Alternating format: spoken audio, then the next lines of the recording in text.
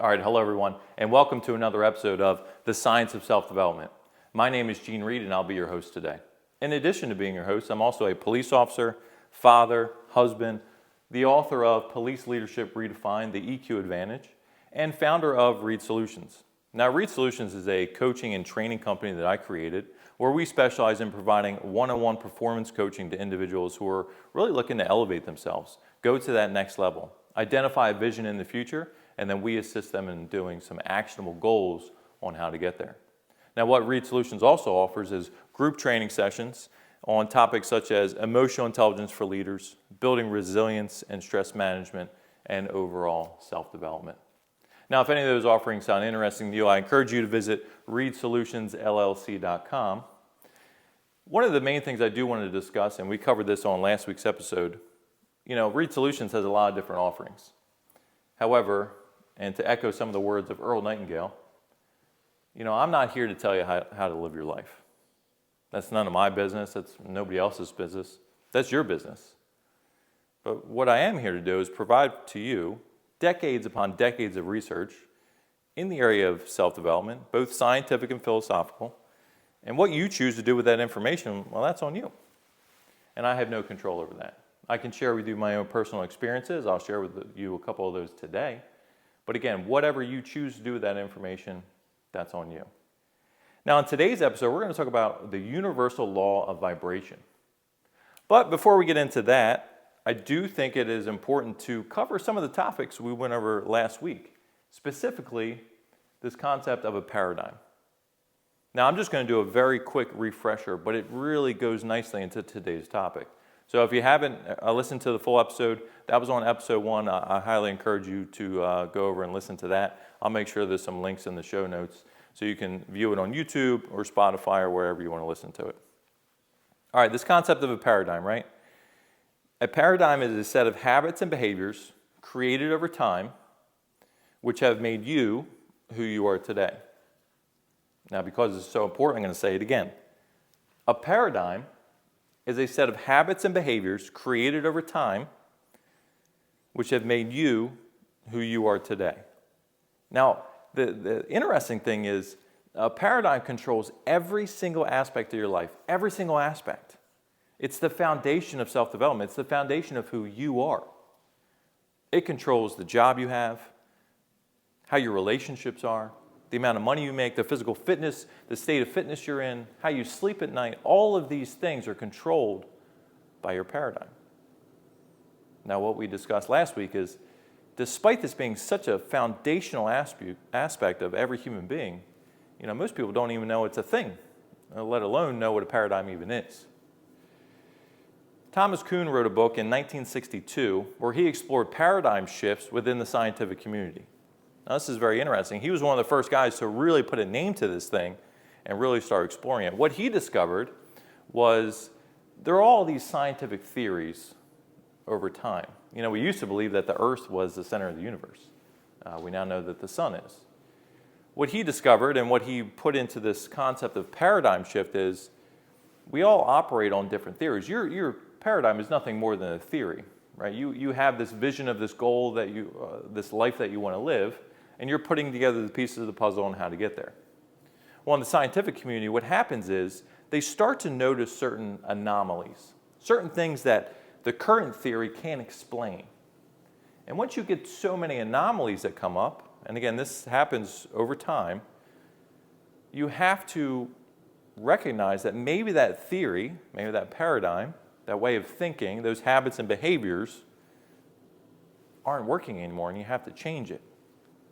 Now, same thing in the scientific community. They started recognizing some anomalies with this theory about the Earth being center of the universe.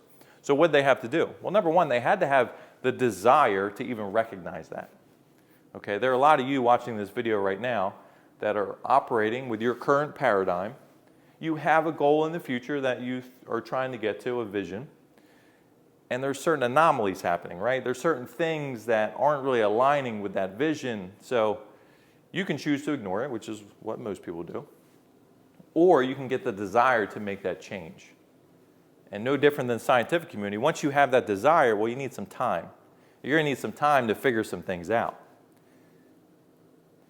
And what we know about habit building is what the research tells us is it takes an average of 66 days to build and maintain a new habit. Now, arguably in the scientific community, and this is true, it takes many years to totally shift out of one way of thinking into a new theory. But us as human beings, what the research is telling us is that the average is that 66 days. Now, what we know, and especially those that listened to the last episode, the range is actually 18 to 254 days. So 66 is the average, but rest assured, you might be the person where it takes 254 days to get that new habit to stick, okay, and really push forward and make that a new part of your life. You know, and I'm actually going to deviate from the script a little bit. So I'm going to share with you just a personal experience of mine. So back in December, I started on this new habit. I wanted to start a new habit. I despise running. I can't stand it. Yes, I've completed an Ironman. Yes, I've done a bunch of triathlons before that. I don't like running.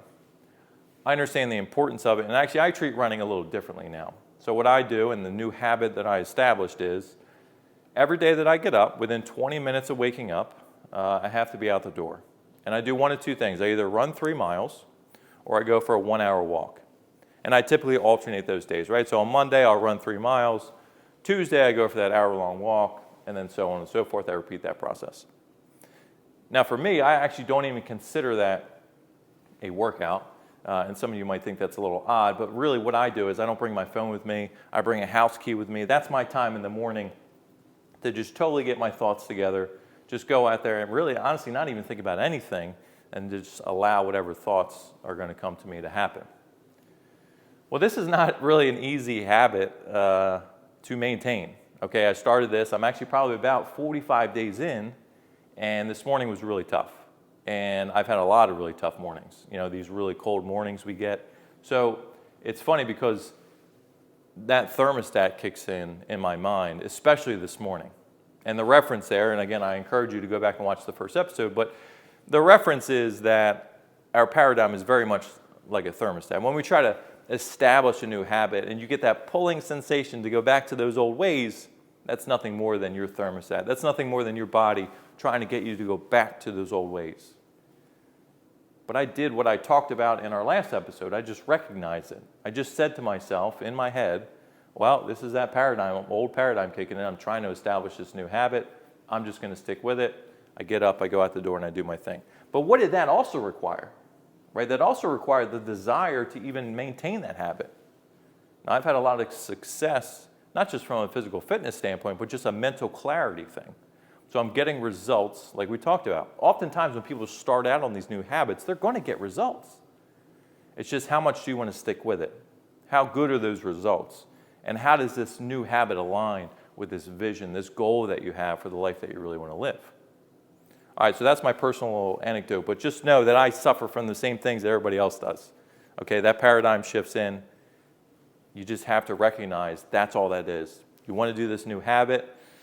Okay, well, you know, you're going to get that pulling sensation at some point in time. Like I said, I've been in this for about 45 days. After about 2 weeks, I kept getting that pulling sensation. But I will say, it is happening less and less frequently. This whole concept of I wake up, I get myself together in 20 minutes, I'm out the door, you know, it's starting to become part of my daily habit. Okay, so that's paradigms. We know there are a set of habits and behaviors, okay? What we're going to go into today is this universal law called the law of vibration. Okay, there are universal laws that dictate how everything happens in the universe, okay? Now, the interesting thing about the universal laws is that whether you're aware of them or not, they still apply to you. Whether you know how they work, whether you even know if they're a thing, they still impact your day-to-day activity. So ignorance does not mean that these laws don't apply to you. Well, the law of vibration is definitely one of them. I want to give you an example real quick. And for those of you, again, who are just listening to this, please know you're missing out on some very high-tech illustrations here. This is available on YouTube. You can go to my channel. It's Reed Solutions, or you can just look up the Science of Self-Development. And I kind of laugh because my wife hates this example that I'm about to tell you guys. But I heard somebody give this example talking about the laws of the universe and how whether you know they exist or not, they still apply to you, really hit home with me. So let's look at the law of gravity, okay? The law of gravity applies to everyone, whether you want to acknowledge that, whether you know how gravity works, it applies to you. So the example I'm going to give you today is let this little circle on the top of this cliff here, the top of this balcony, represent a small child.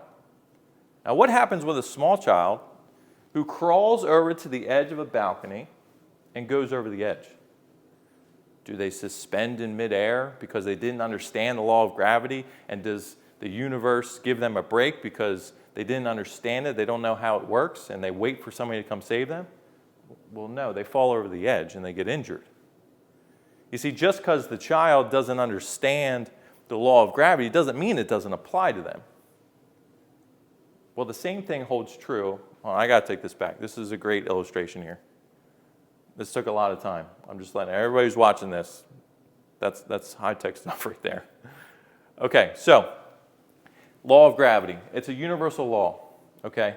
The law of vibration is also a universal law. You might have heard of the law of attraction. Okay, what I will tell you is the law of attraction is not an actual scientific peer-reviewed universal law, okay?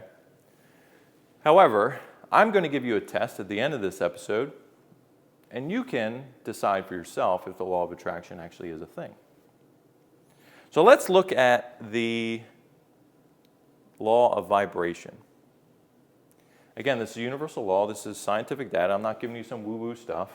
When we go into the law of attraction, a little bit of woo-woo stuff. But again, I'm going to give you a test at the end of this episode, and you can decide for yourself whether or not the law of attraction is actually real or not. Okay? And just because science doesn't have a way to measure these things yet, doesn't mean it's not real. Okay, so let's talk about the law of vibration. What the law of vibration tells us is that everything in the universe, every cell, every molecule, everything is vibrating. Everything vibrates at a certain rate. And sometimes when you apply, let's say, heat or cold, it makes things vibrate at a different level. And this applies to everything. So if you're sitting in a chair right now, that chair is made up of molecules, okay? Those molecules are very tightly bound together, but they're still vibrating. Okay, you don't fall through the chair because all those molecules are really tightly packed together. But it doesn't mean they're not moving necessarily. They have a very limited space, but they still vibrate. Okay, it applies to everything. It applies to this TV. It applies to these plants behind me. It applies to the books. Everything is made up of molecules and cells that are vibrating. Now, some of you who may have some trouble comprehending this, you learned this back in elementary school with the concept of water. Water is a phenomenal example to look at what happens when water is frozen and then you apply heat to it and it boils and it turns into a vapor. The only thing that's happening, again, we're going to look at this through an illustration here. Let these white circles here represent an ice cube. Okay, these are all molecules that make up an ice cube. And you can see they're very tightly bound together. All right, you can think about in your freezer, you have an ice cube tray or you have an ice maker. You know, that ice gets spit out or you make that ice. It's not really a free form. It's not going anywhere. It's going to stay in that form. And why is that? Because that cold has slowed down that vibration. It has forced all of those molecules to come together and really huddle together in a very tight shape. Okay, well, what happens when you apply heat to it? Well, if you leave an ice cube out, over time, what's going to happen is they're going to start applying some heat, right? A vibration starts to occur, and they start to move a little farther apart. Now, if you really apply a lot of heat, okay, it causes those molecules to really start bouncing around. They generate friction and more vibration. They really start spreading out, and it becomes water. Well, what happens if you continue to heat that water? Well, it's going to boil. So what all that means is those molecules are really bouncing around very quickly. There's so much heat, they have to get away from each other. There's too much vibration. Eventually, what happens is that turns into a vapor. That gas, a gas is really just molecules that are moving extremely fast, and they have to get away from each other. Now, eventually what happens to a gas is it kind of repeats the process. Condensation takes place. It goes back into a liquid. If you had a cold night overnight, that will then freeze, and you could repeat the process all over again. the molecules themselves didn't necessarily change. All that happened was the rate at which they were vibrating changed. Okay, the space between them changed, and it changed their form. Well, how does this apply to the law of vibration? Well, you, as a human being, all of the cells and molecules that make up your body, well, they're vibrating. And they're vibrating at certain frequencies. So what happens is our body operates off of rhythm. Okay? Our heartbeat has a rhythm. We have what's called the circadian rhythm. The circadian rhythm dictates how you sleep. If you apply stress and anxiety to your life, your body secretes hormones which disrupt those rhythms. Okay, you have the rhythm. At the very small scale is those vibrations. Okay, all of those little molecules, all those little cells that make up your heart are influenced, they're vibrating at a certain level. They are then influenced by a hormone which causes them to vibrate at a different level, okay, and either increase the heart rate, decrease the heart rate, and so on and so forth. Well, the same thing applies to emotions, okay? When you are feeling a certain way, okay, your body is secreting hormones which are changing the way your cells are operating, all right? It's changing the rhythm, it's changing the vibration. So how does this apply to the law of attraction? So that's the law of vibration. Okay, that's a scientific universal law. We know that. It's scientifically studied. They know that all the cells in your body are vibrating. Everything else in the universe is vibrating. So what does the law of attraction say? Well, the law of attraction, again, the law of attraction is not a scientific peer-reviewed law. It's just not. With that being said, again, I'm going to give you a test at the end of this episode to where you can test whether the law of attraction applies to you or not. I have done this test many times.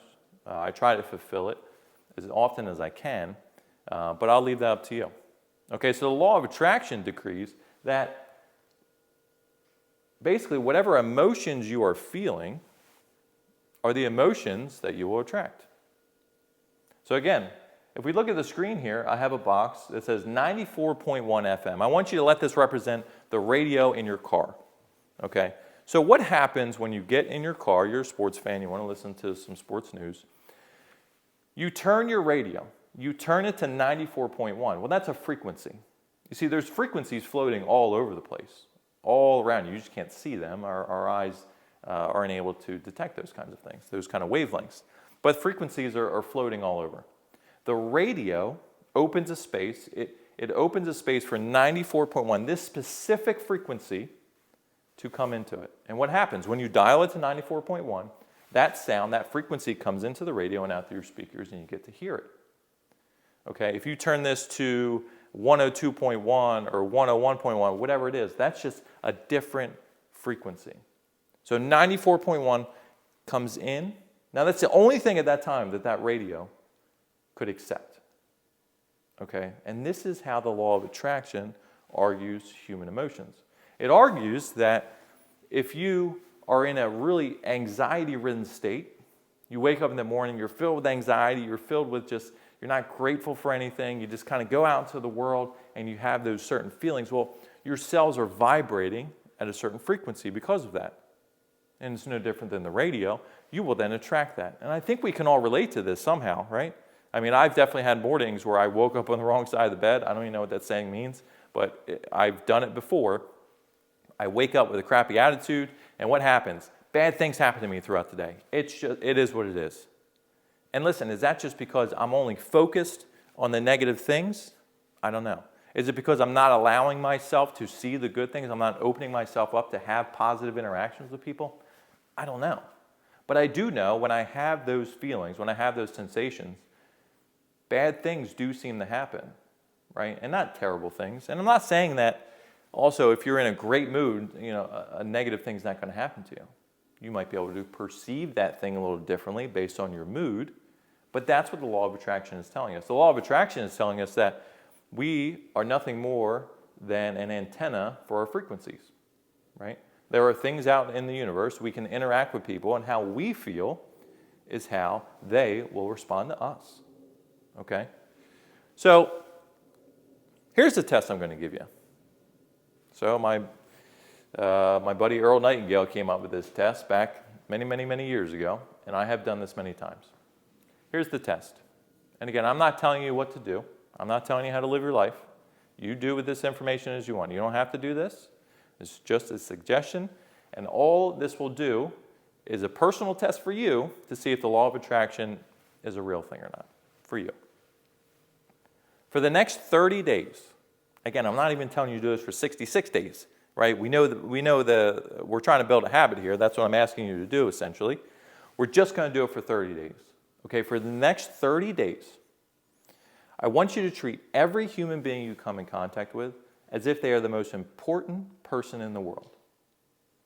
I'm going to say it again. For the next 30 days, I want you to treat every human being you come in contact with as if they are the most important person in the world. Here's the interesting thing about this test. Every human being on earth is, in fact, the most important human being on earth as far as he or she is concerned. Now, you may never get anybody to actually admit that, but that's a fact. So for the next 30 days, treat every person as if they are the most important person in the world. This applies to your husband, your wife, your kids, the person that you're getting groceries from. If you're driving on the road, if you're having an interaction with a coworker, you're walking down the street, it applies to everything. It applies to everything. This is a mentality. This is a new habit that you're going to have to try out if you want to do this. Now, the first thing I'm going to tell you, because I've done this many times, this is going to feel awkward. This is going to feel awkward. Now, for my athletes out there, I want you to think back to a time, let's say you were a basketball player, and a coach wanted to change the way you were shooting, right? You've been shooting the same way for 10, 12, 15, 16 years. And somebody comes along to change your shot, and they have great intentions, because actually, probably, the way they're changing it is actually going to help you. But do you remember that feeling? Do you remember how it felt awkward? Right? You've been shooting the same way for so long, and now somebody comes along and they want you to change your hand placement, maybe just a little bit. And that feeling of how awkward that felt, well, that's what this is going to feel like. See, most of us don't operate like this. Most of us don't go through life really, truly cherishing those little interactions we have with people. Now, I'm also going to say this, because I have a very large first responder base, especially my police officers out there who are watching this, who like to think of the 0.01% of things happening rather than focusing on the 99.99, okay? So for the 0.01% of times when, let's say you're working as a police officer and you get dispatched to a person with a knife, okay? Some of you are thinking to yourself out there, well, Gene, you want me to treat the person with a knife as if they're the most important person in the world? What am I supposed to do? Go give them a hug? You know what I mean? And risk myself getting stabbed? Here's what I would argue.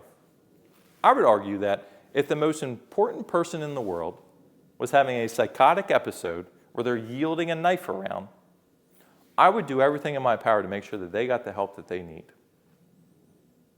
Now, you follow your policies and procedures, and you interpret that however you choose. The point of this exercise is to change your vibration. Change the way you're interacting with the world. Just try this for 30 days, okay?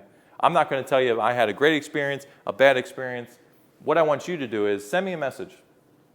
I want you to do this. And not for 7 days, not for 14 days, not for 28 days, 30 days.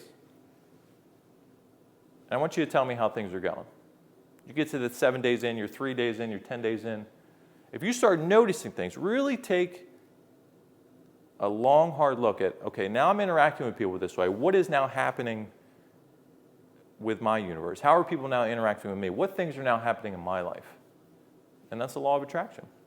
So we'll see how it goes. Again, send me a message. I love this stuff. I think it's great. That's why I'm here talking to you about it today. Okay? So we're going to end the episode there today. Again, readsolutionsllc.com. If you guys enjoy this stuff, if you want to see the book that I've written, some other articles I have coming out on sites like Police One. And again, I want to go back real quick to this one-on-one performance coaching and the training stuff. If you're interested in that, we've been getting a lot of really great feedback. I'm just telling you now, January and February are booked up. I just don't, trying to navigate family time with doing presentations, I don't have any more time. So if you want to get on the schedule, go ahead and get on readsolutionsllc.com. Send me a message personally. I'm on LinkedIn, Facebook, and Instagram. All the links are on there. But if that's something you're interested in, highly recommend you guys check that out for yourself or for your organization. Now, with that being said, I really hope I have empowered you with some information today so you can elevate your own existence and excel at whatever it is you want to do. So thanks for tuning in, and stay safe.